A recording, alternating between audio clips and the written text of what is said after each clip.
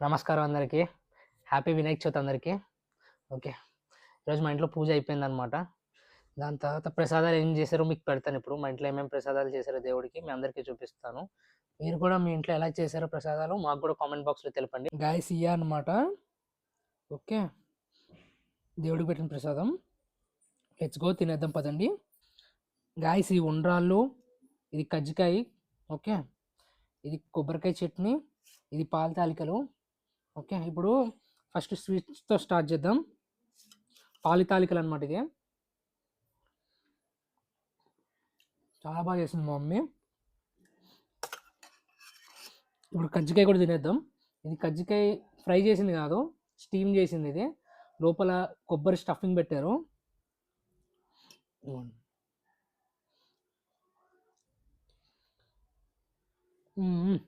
ఇది కూడా చాలా బాగుంది. ఈ ఉండ్రాళ్ళు విత్ కొబ్బరికాయ చట్నీ మాత్రం ఇది కూడా చాలా బాగుంది. మీరు మీ ఇంట్లో ఏం ప్రసాదం చేశారో దేవుడికి మా కామెంట్ బాక్స్లో మెన్షన్ చేయండి. Thank you.